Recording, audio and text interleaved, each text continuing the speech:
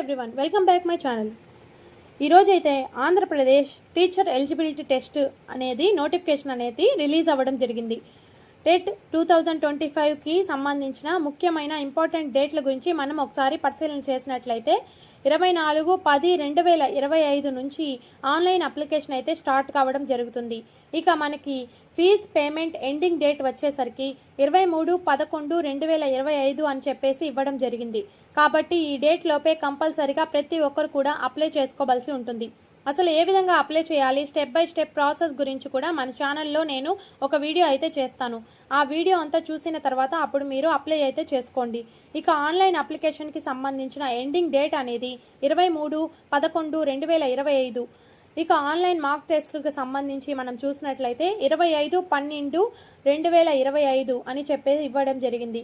ఇక download hall tickets వచ్చేసరికి December 3వ తారీఖు నుంచి, అంటే మనకి డిసెంబర్ 3వ తారీఖు నుంచి హాల్ టికెట్స్ అనేవి వెబ్సైట్లో డౌన్లోడ్ చేసుకునే అవకాశం అయితే కల్పిస్తారు.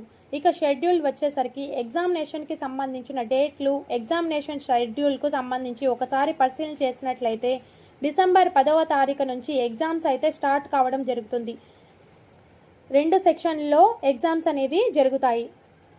కాబట్టి పేపర్ 1 అలాగే పేపర్ 2కి సంబంధించిన ఎగ్జామ్స్ అనేవి డిసెంబర్ 10వ తారీఖు నుంచి స్టార్ట్ కావడం జరుగుతుంది అని చెప్పేసి అభ్యర్థులందరూ కూడా సిద్ధంగా ఉండాలి. ఇక మార్నింగ్ సెషన్ వచ్చేసరికి ఉదయం 9:30 నుంచి మధ్యాహ్నం 12 గంటల వరకు ఉంటుంది. ఆఫ్టర్నూన్ సెక్షన్ వచ్చేసరికి 2:30 గంటల నుంచి సాయంత్రం 5 గంటల వరకు ఉంటుంది. మనకు online CBT computer based test exams అయితే కండక్ట్ చేయడం జరుగుతుంది. కాబట్టి నార్మలైజేషన్ విధానం, నార్మలైజేషన్ ఫార్ములా యథావిధిగా ఉంది. దాని గురించి కూడా క్లారిటీగా చూద్దాం.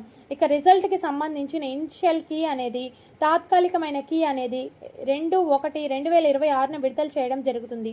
ఇక కీపై అబ్జెక్షన్స్ వచ్చేసరికి జనవరి 2, 2026 నుంచి జనవరి 9, 2026 వరకు తీసుకోవడం జరుగుతుంది.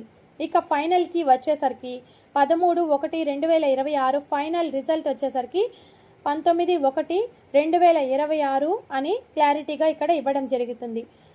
ఫైనల్గా ఫైనల్ రిజల్ట్ అనేది 19 జనవరి 2026 విడుదల చేయడం అనేది జరుగుతుందని ఇన్ఫర్మేషన్లో పబ్లిష్ అనేది చేయడం జరిగింది.